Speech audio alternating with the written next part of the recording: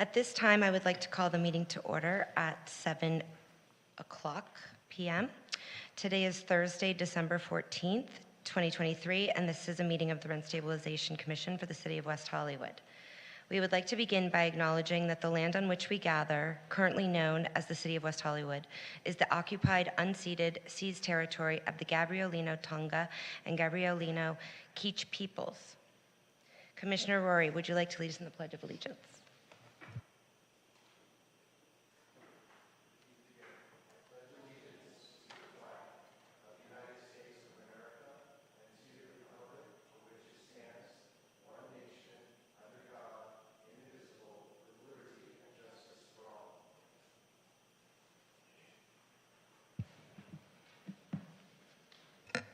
Madam Secretary, may we have a roll call, please? Yes. Commissioner Bass? Here. Commissioner Kirpies? Here. Commissioner Martz? Here. Commissioner Rory? Here. Commissioner Topshin? Here. Acting Chair Moore? Here. We have a quorum. Has everyone had a chance to review tonight's agenda? Do we have a motion? Motion to approve the agenda items. Do we have a second? Second. Madam Secretary? Yes. Commissioner Bass? Yes. Commissioner Kirpies? Yes. Commissioner Martz? Aye. Commissioner Rory? Yes. Commissioner Topshin? Aye. Acting Chair Moore? Aye. Motion passes. We have the minutes for the meeting for the month of, November 9th, 2023. Has everyone had a chance to review them? Motion to approve the November 9th meeting minutes. Okay, is there a second? Second. Commissioner Bass? Aye. Commissioner Kirpies? Aye. Commissioner Martz? Aye. Commissioner Rory? Aye. Commissioner Topshin? Aye. Acting Chair Moore? Aye. Motion Motion- passes. Thank you. Do we have any speakers from the public tonight? Not at this time. Okay. The next item is the manager report. Mr. Holub, may we have the report, please? Good evening, Chair, just Chair tonight, and Commissioners. Jonathan Hollow, Rent Stabilization Manager. Tonight, the Commission is hearing one appeal, and the next meeting is canceled. You'll resume in the new year. In the new year, at the Commission's request, staff will present on the Justice for Renters Act, which seeks a repeal of the Costa-Hawkins Rental Housing Act through a November 2024 ballot initiative. The item will include an opportunity for the Commission to provide direction regarding whether to request formal city support for the measure. In addition, staff has calendared a study session to discuss Commission processes on February 8th, following the appeal item that evening. I have some more data from BetSetic regarding evictions.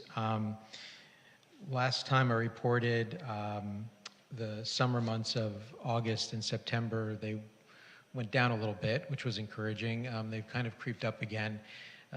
In those later summer months, it was about, I think about 10 new cases over there per month, and now it's about at 15. That's still better than what we were seeing prior when the moratoria ended, which is about 20 a month. So we'll see what happens going forward. I'm sure we'll have some more data in the new year, and then we'll know whether we're getting sort of a steady clip or whether it's going up or down, hopefully down. On a related note, on something that hopefully will help alleviate that situation, I want to bring attention to the Los Angeles County Rent Relief Program for landlords. This program will provide direct financial assistance to qualified landlords, helping to mitigate the detrimental economic impacts caused by the COVID-19 pandemic that has resulted in tenants falling behind on rent. Any individual, group, or corporate entity seeking relief from rental arrearages or other eligible expenses of one or more rental properties may apply, provided that the property is located in LA County, and that excludes the City of Los Angeles. The unit must also still be occupied by the impacted tenant. Impacted tenants are encouraged to bring this program to the landlord's attention. The program is currently accepting applications, and the deadline is January 12th, 2024. More information can be found at lacountyrentrelief.com. There's also a customer call center, which is open 7 days a week, 7 a.m. to 7 p.m. And the number there is 877-849-0770. And again, the website, which has all the information that a landlord would need, is LA-County-Rent-Relief, one word, .com. Thank you, and I'm available for any questions. Thank you. Yes, Commissioner Corpus. Yeah, regarding the evictions that are being filed, are those coming to us? So I know that landlords must, when they file or when they serve the tenant, they must also send a copy to the city, correct? So when the city gets those, do we do anything, or do we send those to BetZedek, or and these Well, we numbers? always, sorry. And these numbers from the BetZedek, are those numbers that are evictions filed that we've received, or are they cases that they're handling? They're all cases they're handling. They're not necessarily an eviction that's been filed. I think oftentimes they are, because they'll usually take on a client formally when there's a UD filed. But with respect to your first question, when we get a notice or a UD in the office, we will reach out to the tenant. We will make sure that they know about BetZedek, and we will provide them with any information that would assist them so that they know what resources are available to them. So we do have a response system in that case. Thank you. You're welcome. Any other questions? Okay. And now we're at the appeals portion of our agenda. We have an appeal before the commission this evening. It's D4785. Do we have a representative for the tenant and landlord?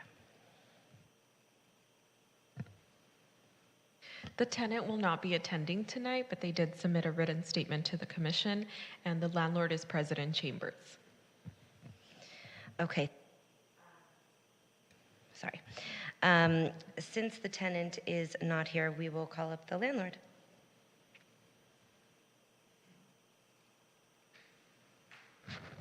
Legal counsel, staff report. What? Oh, I'm sorry. Actually, first we will hear the staff report from our legal counsel.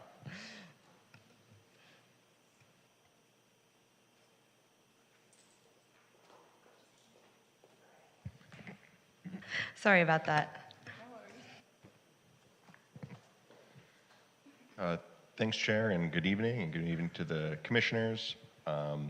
My name is John Natalizio, and I'm the legal counsel to the rent stabilization for the City of West Hollywood.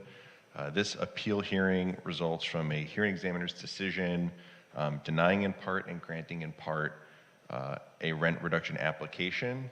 A decision was issued which denied a rent decrease and relevant in part on the following issues. Loss of storage in the parking space, loss of storage in front of the unit, repair of a dishwasher, and repainting of common areas. The hearing examiner granted a rent decrease in relevant part for the remediation of issues with the broiler door of the oven in the amount of $60. Tenant submitted an appeal. The appeal claims that the decision is not reasonably supported by the findings made or evidence in the record. Regarding the loss of storage in the parking space, tenant argues that landlord requires items stored in the garage must be 18 inches off the floor and does not want to reinstall the storage racks that she had to remove. Regarding the loss of storage in front of the unit, tenant argues that landlord did not restore the housing service. Regarding the dishwasher, tenant argues that she never refused landlord entry into the unit. Regarding the oven and broiler door, tenant argues that the hearing examiner did not consider all issues, and specifically that the oven door, assuming that the oven does not heat properly, and that the gas line is too long, resulting in loss of storage space. Regarding the exterior paint, tenant argues that not all parts of the exterior were repainted, and what was repainted was done poorly. Staff will defer to the analysis in the staff report regarding each of the appealed issues. However, in summary, staff believes that there is substantial evidence in the record to support the hearing examiner's decision as to each of the issues, except for the issues of storage in front of the unit and the length of gas line for the oven. As it relates to issues of storage in front of the unit, staff believes that this decision is not supported by substantial evidence and that the hearing examiner should be reversed. Staff believes that a valuation of $50 is reasonable and supported by the evidence in the record. As it relates to the gas line being too long and the elimination of storage space, tenant's appeal is correct. The hearing examiner failed to consider this issue.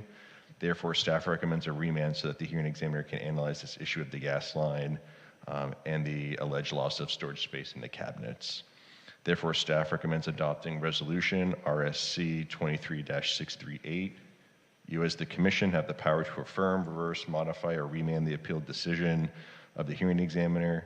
The Commission reviews the hearing examiner's decision under the substantial evidence standard, which also requires the Commission to make sure that there's substantial evidence that reasonably supports the hearing examiner's decision, is credible and of solid value. If that evidence is found, then the decision must be upheld, even if there's also evidence that could support a different outcome. The Commission does not substitute its judgment for that of the hearing examiner or reweigh the evidence. And as it relates to questions of law, the Commission applies an independent de novo standard of review to conclusions of law. Thank you. Thank you. Question? Okay. Two questions, actually. One is regarding your report just now. You recommend that we send one back, or remand one back because we don't have enough evidence, or I guess that's my question. Why is it that we're sending one back to find a value, but you've recommended a value on the other one? So for the issue of The parking. So as it relates to the issue of the storage in front of the unit, staff believes that that item, there is evidence in the record which already addresses that, and it's that the evidence in the record doesn't actually support or reasonably support the hearing examiner's decision, and staff believes that based upon the evidence in the record, a remand isn't necessary because the evidence is already, there's enough evidence in the record to make a valuation determination, whereas the issue of the gas line and whether or not that results in a loss of storage space was not addressed at all by the hearing examiner, and staff's opinion was that there wasn't evidence in the record to be able to make a determination of whether, one, there was a loss of a housing service, and two, if there was a valuation of that. Okay. And then my other question is a process question about, so the tenant sent us a statement this evening. Has the landlord received a copy of that statement, or should somebody read it, or? So that statement was submitted to the commission. Do you know if the landlord was provided it? I don't know if it matters, but I'm just curious. It wasn't provided to the landlord, but it is on Granicus, or it was posted through Granicus, so it's available for the public and the landlord to see. Okay. Yeah, just but wanna I make don't sure. think we have to read it into the Okay. record. I just thought that if she's sending it if she in her mind thinks she's sending it for that purpose to replace her testimony, I just wanted to make sure that the landlord saw it before they get up there and spend their 5 minutes rebutting when. All right, thanks. I have a process question as well. And when somebody applies for a hearing, the rules are very clear that if they don't show up for the hearing, that the hearing examiner will dismiss that. How does that apply to an appeal? In this case, the tenant appealed, but they're not here and have made no effort to reschedule. Yes, so if a party, regardless of whether they're the appellant or just a party, if they fail to show for the appeal, there isn't an automatic grounds for dismissal. For example, if like at the hearing level, so if the party chose to not attend for whatever reason and didn't seek a rescheduling, that would have no impact on the ability of this commission to go forward with the appeal, even if they're not present. Thank you.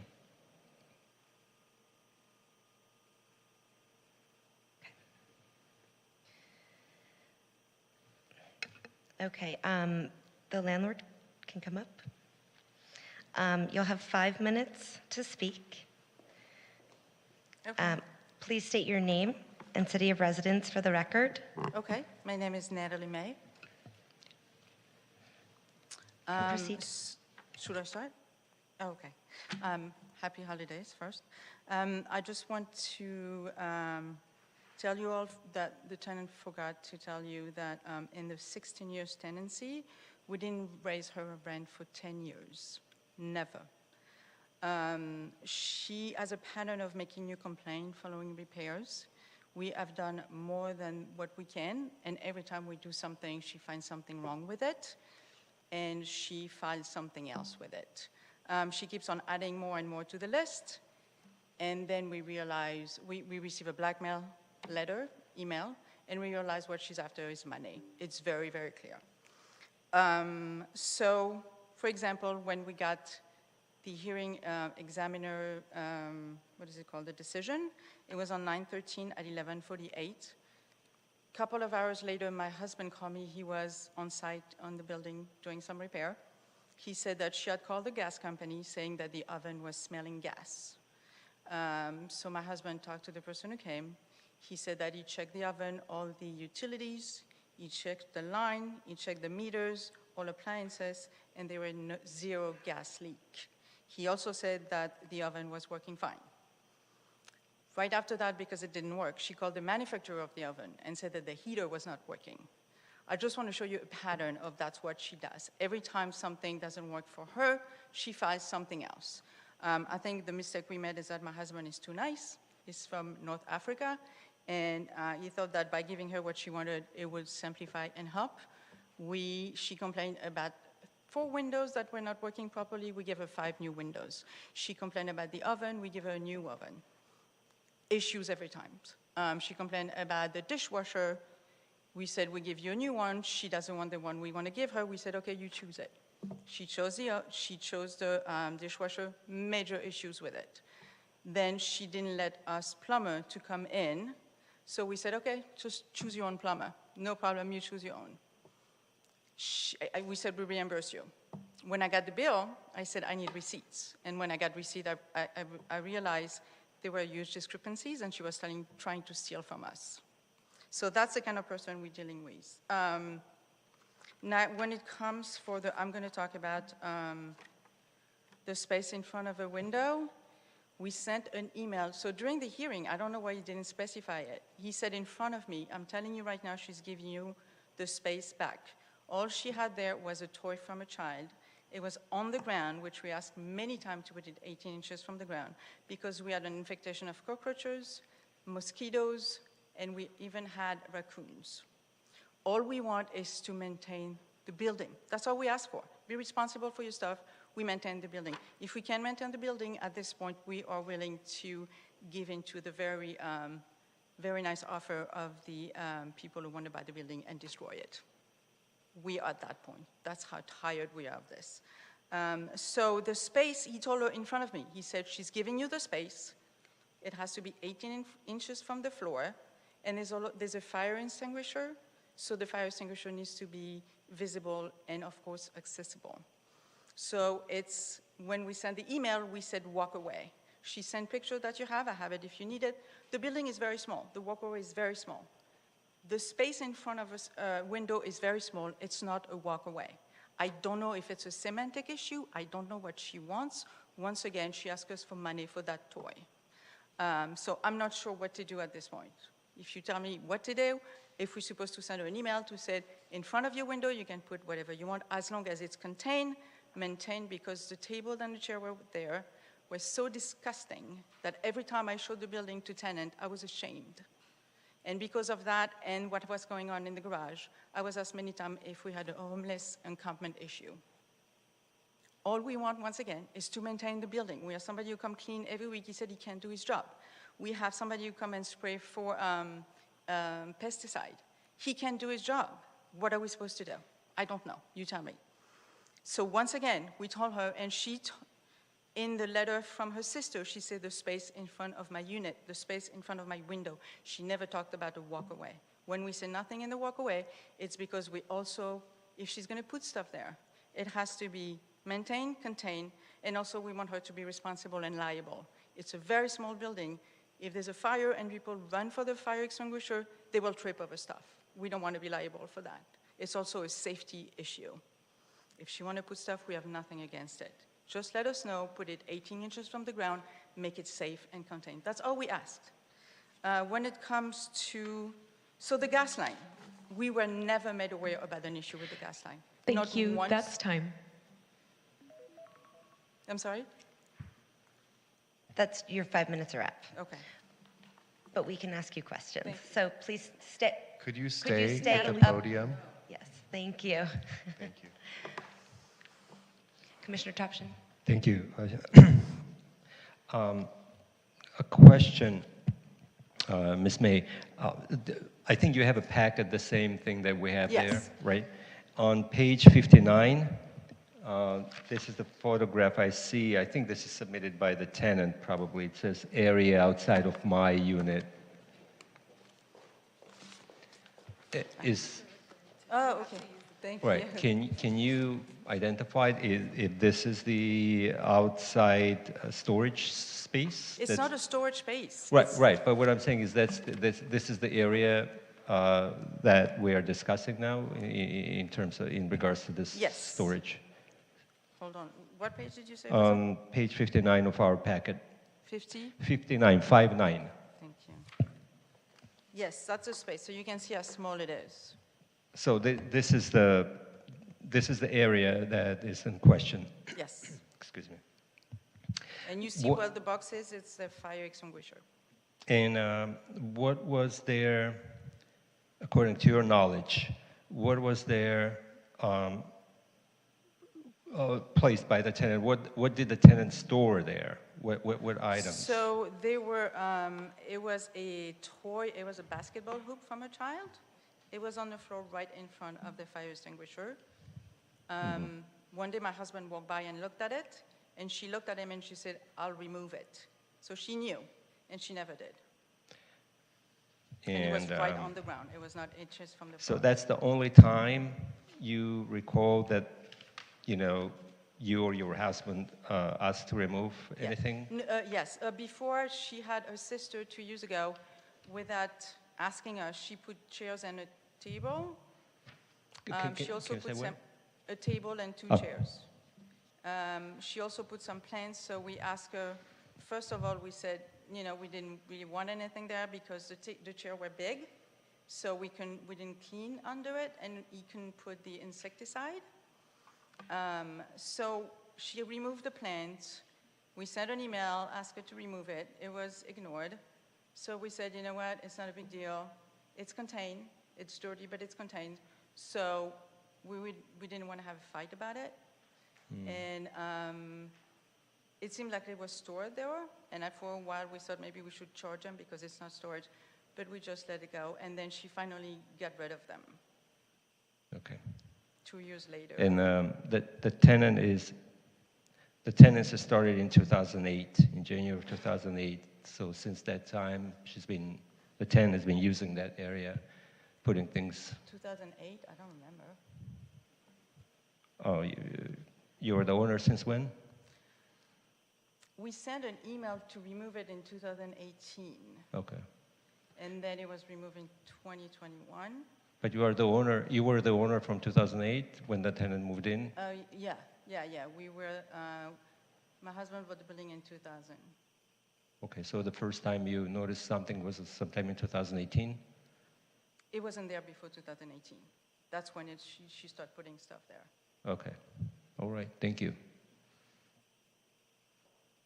Any other questions? Commissioner Rory?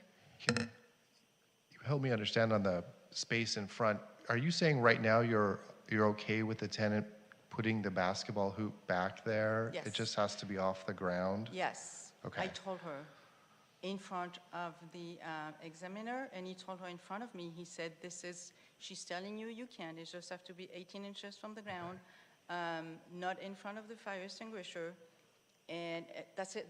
And not the table and chairs, just the... No, not the those. table chair. They're gone anyway because her sister moved and she sold them. Can I ask you another question about the other parking space? Because I kind of got confused. There were two, or the other alleged storage space, because there was another storage space in front of There's no a storage parking. space, but they used it. So they started to put stuff there, and then we asked them not to. We said temporarily you can, and that's why we sent the email in 2018. But I said we said it has to be 18 inches from the ground. Also in the garage, off the ground? Yeah. Okay. However, it got bigger and bigger and bigger. There was stuff on the floor, so we had, again, we had cockroaches, we had rats, we had mosquito, we had flies, because they would have big bag of trash bags with cans, open cans, used cans in there, Sure. hanging from every side. So is the current status that the tenants are allowed to use Yes, the they are area in allowed. front of their parking space as Yes. storage if it's 18 inches off the ground? Absolutely. Both areas are sort of allowed as long as it's Yes, 18 as off long the as ground it's contained and contained. 18 inches from the floor. Can I And ask as you long another- as- I'm sorry. Another question about just real quick. The oven, do you dispute that the oven door was broken? And No. that- okay, you don't dispute that that part happened? I don't know. Okay, She you sent don't us a picture. She said it's not working properly. She sent us a picture. The oven was open, and it was, I think, you know the product that you clean with? I think she did that, but didn't take off the product, so it's very toxic. Okay, but in terms of damage to the door, you don't know one way or I the other have no on that? idea, because Okay. we're not allowed to come in the apartments. We just said we'll fix it. My last question related to, we didn't talk about it as much, but there's a storage space in the kitchen that's related to the gas line Yes. for the oven. So my question is if you could just in like 30 seconds or less, Okay. talk a little bit about what that storage space is, and is it Okay. like there, in some kitchens, there's a vent that goes above the range, and inside sometimes there's an actual vent, and then there's these like faux doors that cover that, and It's not that. Okay, so So talk a what it little is about that that the space. oven, it's very small. It's a very small space at the bottom of the fridge, and that's where the gas valve is, electricity, and there's also something. Hold on, I wrote it down because I didn't know what it was. It's called the regulator of the oven. So How big is the space? Could you describe It's it? that big, and it's not a storage space. We didn't know she was using it as storage, which we have no problem with it, and we didn't know the gas line was an issue. It came with the oven. She never told us it was an issue, because when we called for the door, we'd have asked the guy, just change it. So where is it space between the refrigerator, like an appliance No, and it's like the oven, and then it's at the bottom of the line of the oven. Okay. It's very, very small, and that's the access to plug the oven. That's where And so it's not meant to be used as a storage it's not meant to space? be used that's why I told that as the examiner. I said, it's not a storage space, it's very small. There's a gas line, so it's kind of, It's access to that area? yes, but if she we didn't know she used it as a space, it's fine with us, but she has to be responsible for it. So, but we never received an email or anything. We just saw it when she filed a complaint, and I was like, what is she talking about? I don't know. And then she said that 4 people said it didn't need to be that big. We were never, ever made aware, because it's not an issue at all. We were just said, okay, no problem, we'll change it. You want to put stuff in there, you'll be responsible, because it's the gas valve and everything, also the electricity, everything is there. If she want to use it, we have no problem with it. She never told us, and then complained, and then asked for money for it. That's what she does. Okay. Thank you. Can I? Thank you. Yes. Thank you. As a follow-up question to that 18 inches above the ground rule or instruction, so that, as my fellow commissioner asked the question, so that rule or instruction that you gave, it applies to both the storage area, which is clear to me, but also to the area in front of the unit that I showed on the photograph? Yes, actually, it's a health code for rodent and something like that. I give it should be in there because I gave the code. It has to be 18 inches for the floor because you have to see if there's rats, if there's cockroaches. That's the only reason why. And that's the code of our city, or who told you about that 18 inches? They sent it to me. I think it's West Hollywood because I called West the Hollywood city sent and it? they gave me Okay. the code. I gave him a copy, so he should have one. I gave him a copy of the code. Okay. But not your insurance company? I'm sorry? Not your insurance company, right? It's not the insurance company No. requirement? No, it's a code from the city that we got from the city. Okay. Because actually one day, we had the inspector come, and he's the one who said, I'm not going to fine you, but everything needs to be 18 inches above the ground. And that's when we told them everything needs to be above the 18 inches above the ground. And the tenant just, you obviously, clearly, you told the tenant about it, and the tenant is not willing to. They disregard. Every time we send email, they disregard it. We go to see them. We try to talk to them, say, please, 18. They say yes, they never do it. I don't know what I'm supposed to do. And that's why at the end, we got tired of it. It's been 10 years. Okay. 10 years, we said, please, all we want is to maintain the building. That's all we need. Okay. Thank you, Ms. May. Thank you, Madam Chair. Thank you. Any other questions? Okay. Thank you, Ms. May. Thank you. Thank you.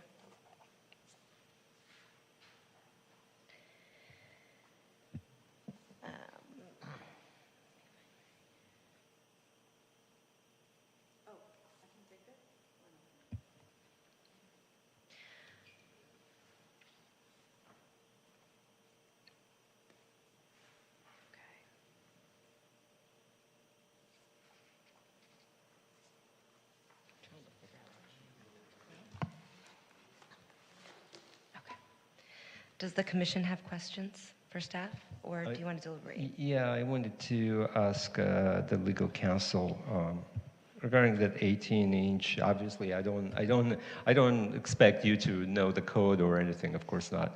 So, but just thinking, if let's say, and we're going to look for the document if it's there. If the city required the tenant, if the city requires, and there is a code, that everything has to be 18 inches above the ground, things that are stored on the premises, and let's say if the landlord is applying that rule and the tenant is not complying with that, so basically, according to the testimonies that I heard today, the landlord is not, is willing to provide the storage service, is not against it, but it's the whole thing is about that 18 inches above the ground. That's what I heard. And would this still, the $50 rent reduction, be applicable or a proper? Just want to hear you. Yeah, I think it's similar to what the commission has dealt with before when a housing service is established and the justification for the elimination, the reduction of the housing service is compliance with the law. It could go to valuation. That could be a factor in either the hearing examiner or the commission's decision in terms of whether that elimination or reduction, because, for example, the housing service might be eliminated, but maybe it's making the unit safer. That could be a factor, but I don't think that the fact that the elimination of the housing service is because of alleged law or regulation affects whether the commissioner or hearing examiner can find that the housing service exists or didn't exist. I just don't think it's a factor. It just it doesn't seem to me, again, thinking out loud, that the landlord is eliminating the service. It's like the tenant may decide, you know what, I'm not going to raise the items above 18 inches so I can get this $50 rent reduction forever. So how do I get compliance there? Just kind of stuck thinking about it. Yeah, I think the harsh answer is you need to know the laws of the city you're operating in, and if you allow a housing service to get established that you later have to cure, whether it's insurance related or county health comes in and requires that you fix something, you don't have to allow them to continue having that housing service, right? You can't force a landlord to restore the housing service just because the housing service was eliminated or substantially reduced. There has to be a corresponding rent reduction. So the landlord does not have to let, for example, in this situation, the tenant restore the items in front of the unit, but staff's position here is, and as was the hearing examiner's, was that there was a housing service that was eliminated. The hearing examiner thought that it was restored. Staff's position is that, at least for in front of the unit, that is not the case. It was not restored. I think just the reality is that If you're a landlord in this city and you're going to allow tenants to do things that are not in the lease or put things in the lease, that are going to create a housing service, you need to be aware of the laws. Thank you, Mr. Natalizio. Commissioner Kerpes? So maybe I misunderstood your original recommendation. Your recommendation for the reduction of $50 for in front of the unit didn't have anything to do with the 18 inches, or I'm sorry, I thought that was because it was taken away and then only at the hearing was it clear that it was put back or that they were allowed to store stuff, but with the 18 inches. So your $50, you still think that, what am I trying to say here? The 18 inches is Well, I'll explain to you. So the hearing examiner found that the landlord had restored the housing service. Staff's position is if you look at Exhibit 1 in the record, which is page...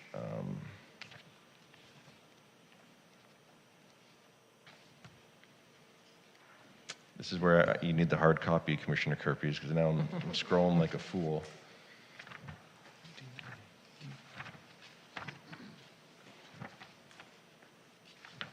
I had numbers now, but not letters.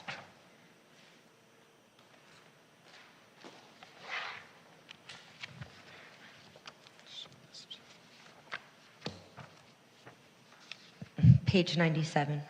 Thank you.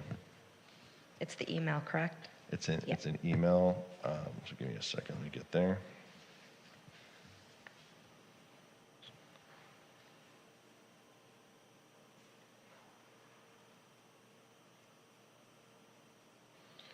So the,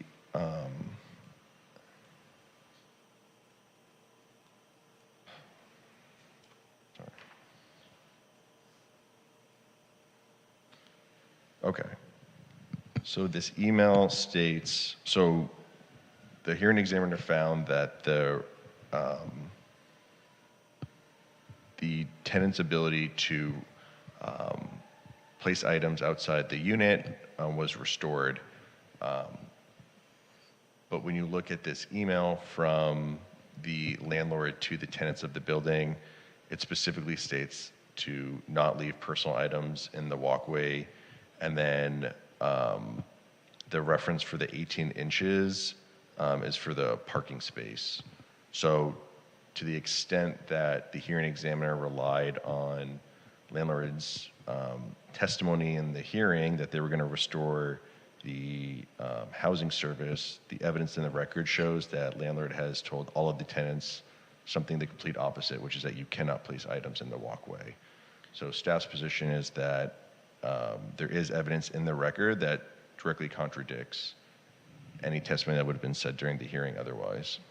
But I guess what I see is, and what kind of what I heard from her this evening is that they enforced it when the problem came up. That they didn't. It does sound like there was a time period where the tenant may have felt that they lost their right to put anything out there. But it sounds to me that while that confusion went on and there may be a rent reduction for that period, at the hearing, they clarified what the rules are on the 18 inches and that it is restored or they can file for restoration with these guidelines. I mean, I don't remember reading anything other than that big table, which I could see why a landlord would allow more time to pass for something like that to be removed. It feels like they're just enforcing it when the problems came up, not necessarily taking anything away. Well, we can once we get our. I was trying to understand his recommendation because I thought your recommendation originally was the service was taken away completely, whatever, or there was some belief that it's taken away completely, and then the hearing examiner accepted that day that, look, she's saying you can put your stuff there for 18, or as long as it's 18 inches off the floor, I would still say that that was a loss of reduction or a loss of services during that period, and they can file for a return of services. And that's how I understood your recommendation. But if your recommendation is specifically about the change of rules from being able to set it on the floor versus 18 inches, then I think I'll go a different way. My understanding was that when looking at this email, the landlord is not even allowing the restoration of the anything in front of the unit, even 18 inches. But I would agree with you that even if we took the landlord's oral argument tonight at face value and said they could put stuff there, it has to be 18 inches off the ground, that's not what the tenant had originally and would still warrant some sort of rent reduction. But my position in the staff report was that when looking at this email, it doesn't allow any items in the walkways, which is different than saying you can have items in the walkways, but they have to be 18 inches off the ground. And obviously, the commission disagrees with staff's position. You're free to do that. And the hearing examiner found that it was restored, but in looking at this email, staff position was that this does not support that determination. Thank you. Commissioner Bass. I'm going to continue along those lines. So the hearing examiner puts people under oath, and if the testimony that's provided contradicts or is subsequent to this email, isn't it the charge of the hearing examiner then to consider both parties and their testimony and make a decision based off of their sworn testimony, even though it's not in writing? Yeah, I mean, their testimony is certainly evidence, if that's what you're asking, yeah. So I'm just wondering if in fact, and we have no evidence otherwise tonight that it was said in the hearing, I know there's a tape recording, but we have not reviewed that, or at least I have not. But if we've been told that it was said in the hearing and the hearing examiner believed that, would that not be evidence in the record, short of any conflicting evidence saying it wasn't, that we should consider the hearing examiner considered in their decision? You're right, yeah. So there's a dispute. The landlord is saying that they restored the housing service. The tenant is saying that the landlord did not restore the housing service.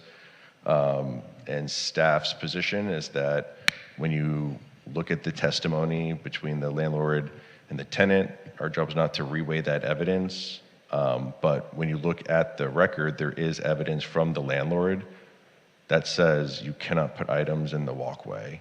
And so staff's position is that when you take into account both the testimony and also the written evidence, which I would find here to be objective, the hearing examiner did not take into consideration this email. It was in a part of their analysis, and that was, in staff's opinion, an error. And again, the commission can disagree with that. And I guess what I'm saying, and I'm truly not trying to debate with you, what I'm trying to wrap my head around is if in the hearing, the landlord said, yes, I mean, they've not denied that they sent this email. So if they're saying, but we have restored it verbally, and the hearing examiner believed that in making their decision, we didn't hear that, and this evening we've only heard one person, and they said that. The hearing examiner's decision seems to reflect that that's what they heard. Would that not be, where I'm trying to get to, is that not a conclusion that a reasonable person could come to? I'm not gonna, I can't argue with that. No, and I'm not trying to argue with you either. If that's your position, yes, I do think that is something that you could certainly find, yes. Okay, I just wanted to make sure I wasn't going down the wrong path. I guess that's more of what I was trying to do. Thank you. No. Anyone else? Okay. Who wants to start the deliberations? If you want, thank you, Madam Chair, Presiding Chair. Well, after clearly reviewing this, the evidence before us, the evidence that was submitted to the hearing examiner, and hearing the testimony from the landlord, the only party present tonight.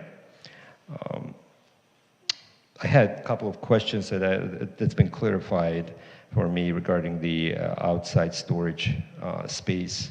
So based on the testimony by the landlord and the clarification from the staff, so I'm in agreement with staff's recommendation, affirming in part, reversing in part, and remanding in part the decision of the hearing examiner on these items before us tonight. So I will be supporting the staff's recommendation. Thank you. Thank you. Commissioner Marks? Yes, I agree with my colleague here. As to the only thing that was a question for me in going back and forth and reviewing this again before this meeting was the value on the rent reduction for the storage space in front of the home. Originally, I was like, oh, it's a little too low for me. The range is, I think, 47 to 200, give or take. But then looking at the photos and the amount of storage it actually provides, I think staff's recommendation is reasonable. As staff noted, it's not a habitability issue, a safety, life and death issue. It's a quality of life issue, which brings down the value in my mind. And then you have to quantify what that amount is. And since it's a small space, I think the recommendation by staff is correct. So I would agree with my colleague here on staff's recommendation. Okay, thank you. Commissioner Bass? I hate to always be the contrarian, but I would affirm the hearing examiner's decision in full. I believe that they did consider the testimony that was provided at the hearing, which is what I was just getting to a moment ago, and that is just as much evidence as and newer than the email. I don't believe we need to remand the gas line. I feel pretty strongly about that one because I could not find anywhere in our packet where the tenant asked the landlord to reduce the length of the line. And if that's in there, please point it out to me. But I don't see that they asked that, so I don't think that it was before the hearing examiner. Therefore, it wouldn't be pertinent in front of us either. So that one is absolutely not on remanding that. It would be something they would need to file for again in the future should that be an issue after they've asked the landlord to remedy that. And as far as the storage space, I believe that the hearing examiner considered it. I don't know that that's the same conclusion I would have come to. Let me be very clear. I think I might have come to a different conclusion, but I do believe a reasonable person, based on the testimony and the evidence before them, could have come to that conclusion. So I would affirm in full. Okay, thank you. Commissioner Clarify Murray? on that. So you would not want to adopt staff's recommendation to reverse on the one issue or remand on the other. You would affirm the hearing examiner. I would affirm in full. Is it okay Please if I continue. go? I would support a motion to that effect. The gas line, I was kind of on the fence about in terms of I might be willing to remand to look at that issue further, but I was really not convinced that it was a very strong issue. I didn't see any evidence in the record either really about the length. That's kind of why I asked about it tonight, and when we heard about it, it just doesn't seem like an issue that maybe there's something even to remand about. So I would support your motion, but I would also maybe on the remand adopt that. On the space in front of the unit, I would support you in terms of not reversing on that. It was really confusing a little bit, all the different storage spaces and references to storage space. In my mind, there's kind of like ships passing on this part because we heard tonight, and I think there was evidence in the record about, and the hearing examiner obviously believed this to be the case too, based on his recommendation, that there was going to be a restoration of the ability to put the little basketball hoop out there. And so I think that there was substantial evidence in the record on that issue, and I would support the hearing examiner's initial assessment, which is it's being restored. I'm not going to recommend any reduction based on the basketball hoop. what got grafted on there to me, and I didn't know if it's the difference between this quality of life and habitability issue, but it's one thing to be able to put like a little children's toy or something, or a potted plant or something else. It's different to have like a table and chairs out there and to be able to sit out there, which we heard they used to maybe do previously. And that's where I thought the hearing examiner or the staff was going, was saying like, hey, they used to be able to sit out there, now they're not able to sit out there, so there's a possible, recommendation to reduce rent based on the ability not to sit at the table and chairs out there. The problem that I have is that having lived in buildings with communal spaces and knowing that walkways are important, it's hard for me to countenance a rent reduction for a table and chairs that isn't supposed to be there. And maybe it was allowed for too long, but if it's really a fire danger and it's not supposed to be there, I feel like it's hard for me to get my head around a rent reduction for something that was not code compliant to begin with. So even as it relates to like a space for a table and chairs, I think I would support a motion not to reverse on that issue, and the rest of it I would affirm, as I stated. Okay, thank you. Commissioner Kerpes. Can I go? Is that all right? So,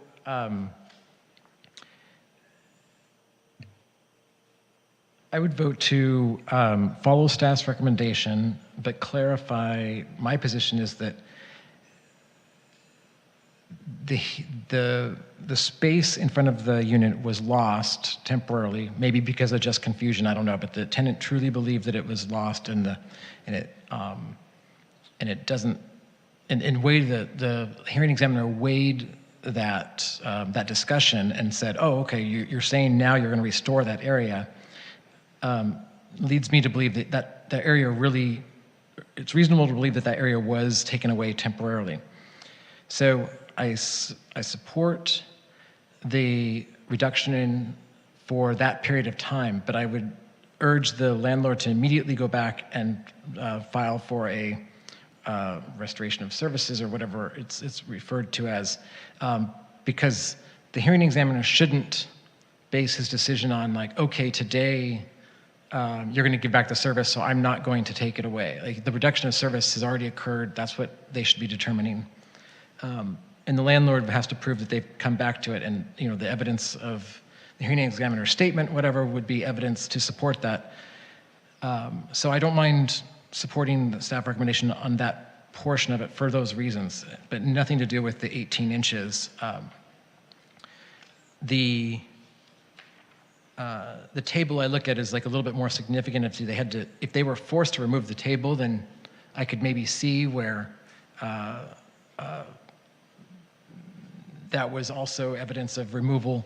But in this case, the landlord did let it stay there, and it was only for 2 years out of this entire, umpteen-year tenancy.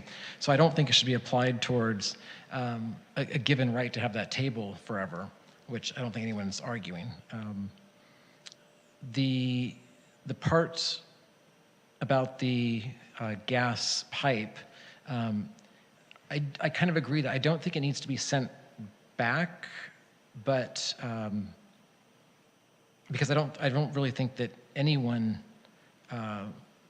argued one way or the other for it in the hearing. And so instead of sending it back, why not put it back on the tenant, waive their 6 month, I don't know if that's called, dismissing it with prejudice or without prejudice. I don't know how that works, but basically dismissing that part of the appeal completely, and let them go tomorrow and file for a hearing if they truly believe that this is a reduction in service. Other than that, I think that those are my comments. Thank you. I think I'm with actually Commissioner Bass on this one. I would affirm the hearing examiner's decision. I just didn't see the evidence on the gas line. I also did not see the evidence that the landlord did not restore the storage. And in terms of the word walkways is in the email.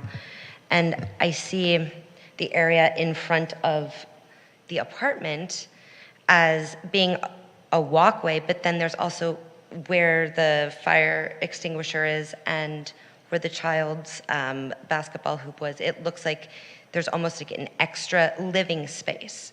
So if she's saying that she's already given that sort of permission back to the tenant, I think that that's already been restored, so. I have a question for Commissioner Kirby specifically. We see cases, and I've only been here 6 months, but I have seen it probably 5 or 6 times, where somebody will file for a hearing. Let's say it's about painting, just to use a random example, because it's really clear whether it's happened or it hasn't happened. People could argue about the quality, but if they file for a hearing, but between the time they file and the time, so the landlord gets this notice, and they're like, oh crap, I have to go do this. They go paint it by the time the hearing happens. The hearing examiner has always said they've done this. So they've complied, and they won't, everyone we've seen that, and again, I don't have the history that you do. So if they comply before the actual hearing, the hearing examiner decides in favor of the landlord in that situation. Why would that not be the same with the storage here? You're right. I think I was confusing that with when they come here and say we've complied. Good point.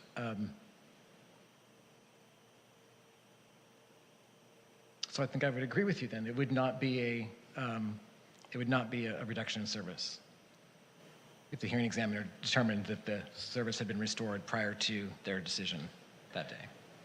Then I'd like to make a motion that we affirm the hearing examiner's decision in full and ask staff to return back next meeting with a resolution to that effect? Or should we wait for you to draw one up tonight? If that motion passes, I would prefer to,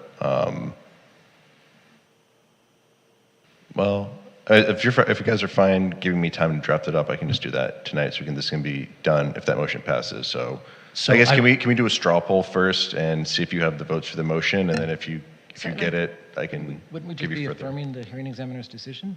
Affirming the hearing examiner's decision in full. I mean, that's what you're trying to Yeah. go for, right? Yeah. Then I don't think we need to see the resolution tonight, do we? I'm just asking staff if their recommendation. If we're affirming, Yeah, if you're affirming, I would just need to, We just don't have a resolution. right, I just written. need to update the resolution tonight, or the alternative is you can just order at the next meeting that I just come back with a resolution affirming. So it's just a matter of whether you want this resolved tonight or at the next meeting. This is a question for the chair. Does it matter if we parse this out? I think there's some things we can do the straw poll, but I didn't know if it made sense. If there are parts that everyone agrees, could we affirm on just those parts, or do they have to do the whole resolution up or down? Well, a legal counsel. I would say procedurally right now, the motion is to affirm the hearing examiner's decision in whole. So I guess before a formal motion, I would just ask that you guys just do a straw poll to see if there are votes to affirm the hearing examiner's decision in whole. Well, so that would be on all items that appeal that the tenant appealed on, I agreed with staff except for the two, the gas line and the storage in front of the unit. And on both of those, I believe the hearing examiner got it right. So that's why I'm suggesting the motion that I've made.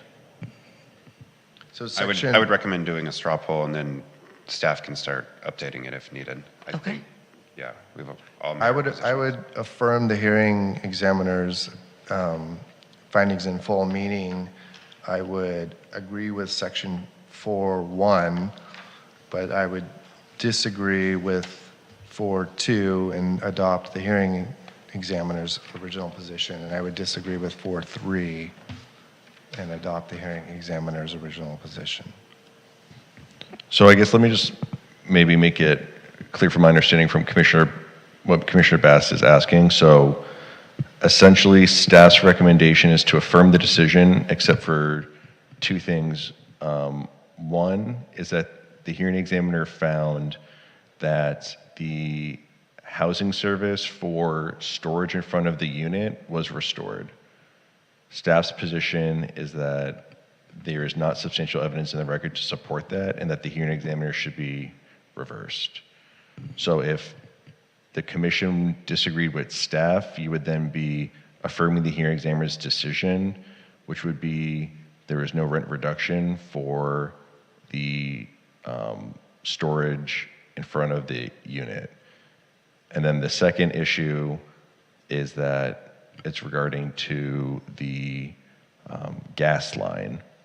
And so regarding the gas line, staff believes, or the hearing examiner didn't consider that in the decision.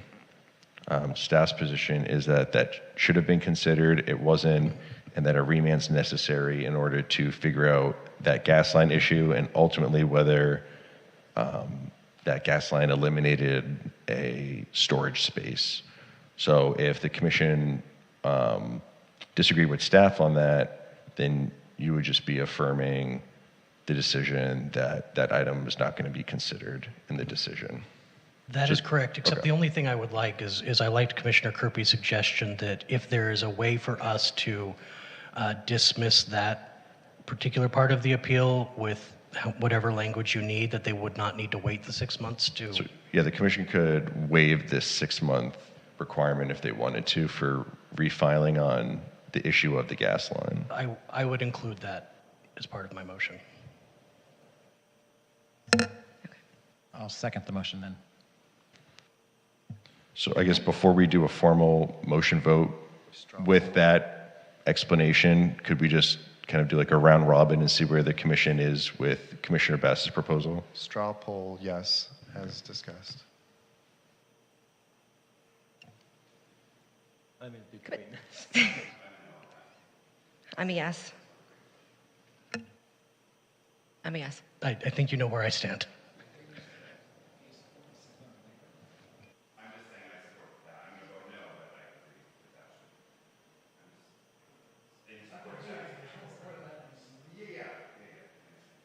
Commissioner Kirby? I'm seconding the motion. Oh, great. Okay. Okay, so then, so seeing that, sorry, Commissioner Topshin, did you have anything? I don't feel comfortable with the gas line and the outside storage area. Okay, so informally, it's 4-2. So if that motion was voted upon, it would pass. So then, before we dive in, just for purposes of me just, okay, so let me ask, do you want the resolution tonight or included in the order as bring back for next meeting a resolution? Are we talking about the motion that you made and I seconded? Yes. And Yes. Then if that's the case, I trust that the motion is pretty clear. Okay. Whatever you guys want, I don't care. I think he's asking, he can either type it up now and make all the edits tonight and we wait, or you can make the same motion, but he'll bring it back in January for us to officially vote on. It's complete decision of you. It's whether we sit here for another 15 minutes or not. And I think it's been only an hour, and I think that it would just be in everybody's best interest if we waited, but... Is that right, 15 minutes? I would say give me probably 30 minutes. Okay, I'll wait. I'm content whatever my Come colleagues back want. in January. Okay. If you're okay waiting? I would But- prefer January. January. January. Yeah. So it's 3-3, so. Okay. We'll say January. Happy holidays. I don't remember ever really doing this in that detail. Like when we have we always done this like that? Yeah, we've done both ways. We've had it come back at next meeting or we've waited, so.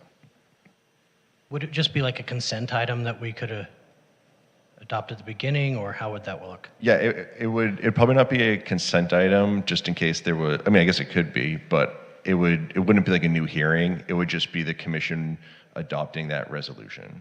I'm going to suggest that because we are a commission of 6 people tonight, and we will likely have 7 at our next meeting, that we finish the business before us tonight, as opposed to opening it up for a whole new debate come the next meeting. It wouldn't be a whole new I think debate. it's just I- an I would like adoption to of go the home. resolution. I'm just saying I would like to go home It's just an early adoption of tonight. the resolution. I've had a long day. Are you okay? I have no preference, really. I have no, fortunately, I have no skin in this fight, so this is a pure policy decision by the commission. Follow your lead, Chair. We've done this before when we came back and we just voted.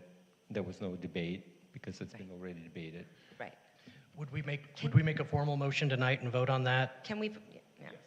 That's how it would work. You guys would vote tonight. Everything's finished. He's literally just going to bring paper back. The paperwork to item us. for January would be whether or not, would be purely related to just the language of the resolution. If you wanted to make changes, but it would not be, we would not be reopening the hearing. There would not be a new discussion on the hearing. It would be purely related to whether you're approving the text of the resolution. So may do we we run vote in- on it tonight?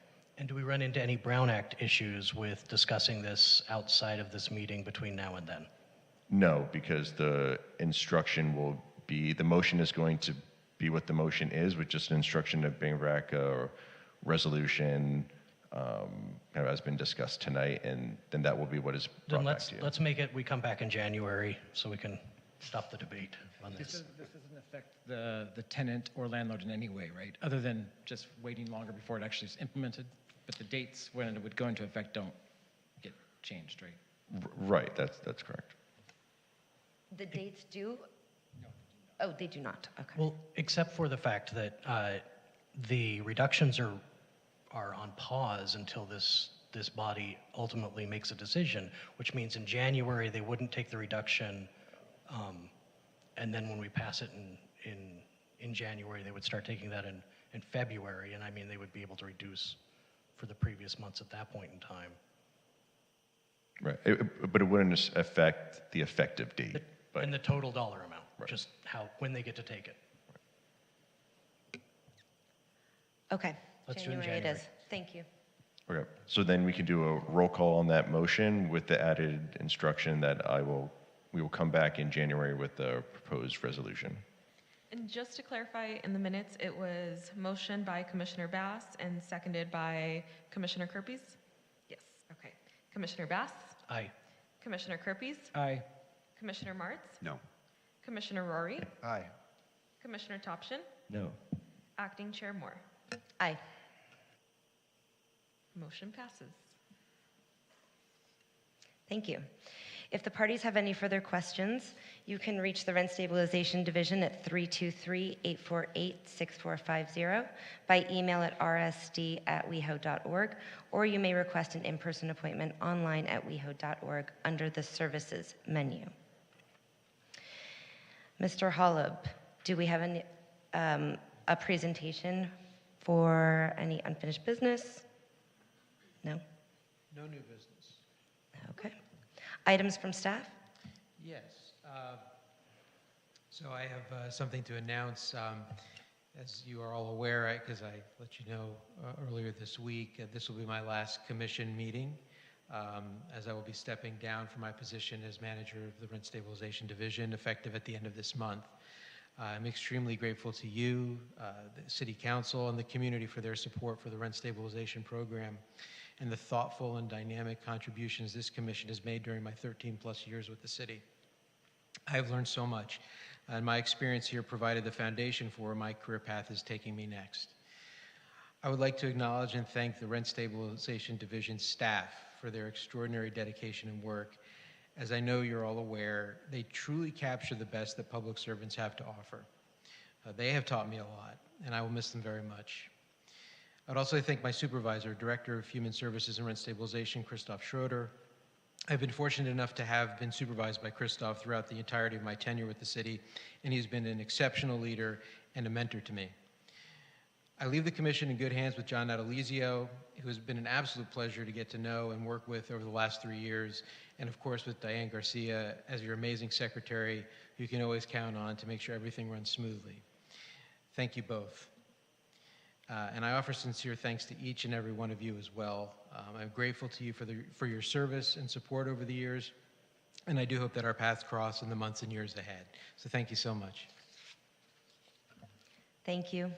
We will miss you, and the city will as well. No. Okay. No other comments from staff. Okay. Any public comment tonight? Madam Secretary? None at this time. Okay. Items from commissioners. Commissioner Bass.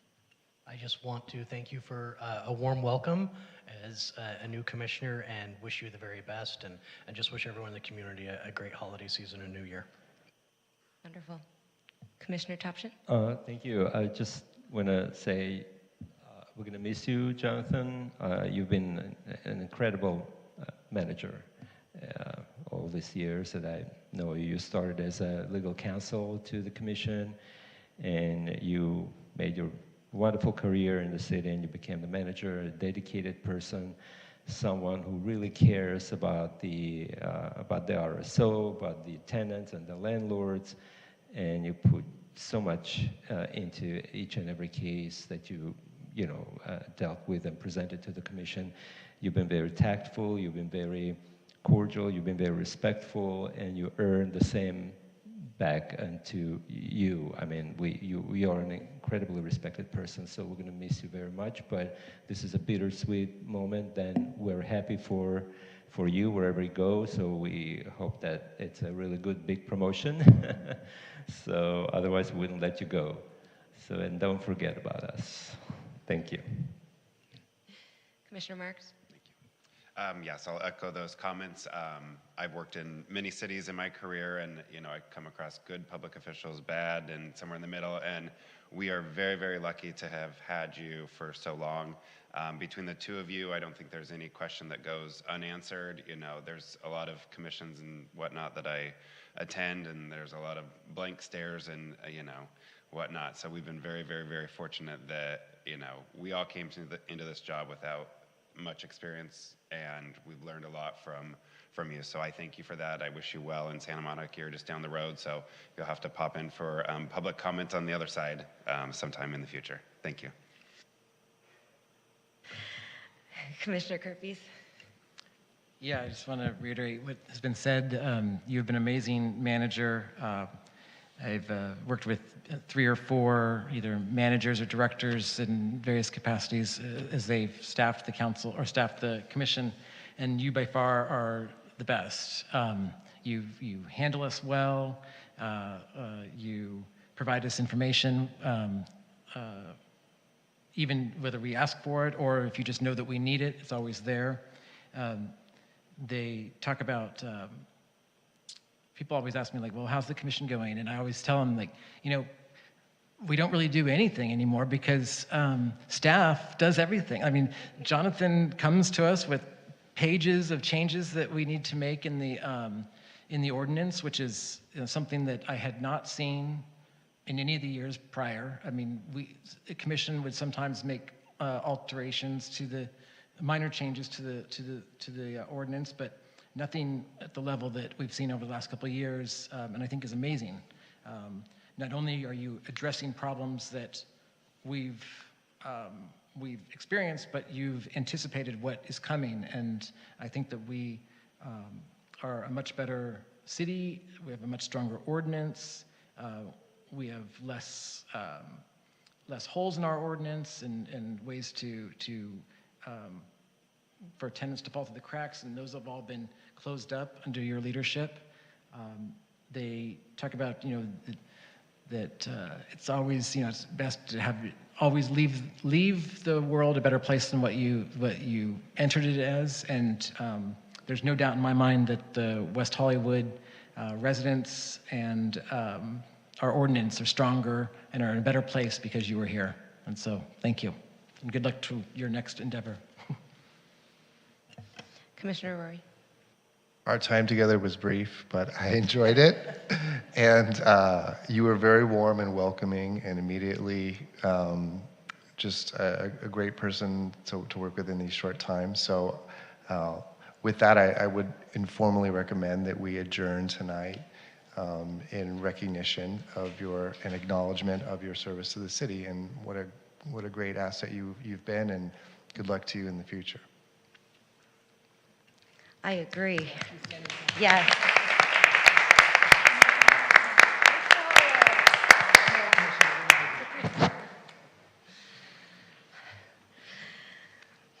You will be missed.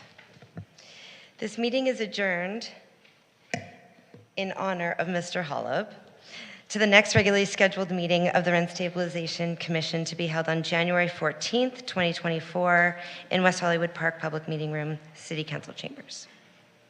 Good night.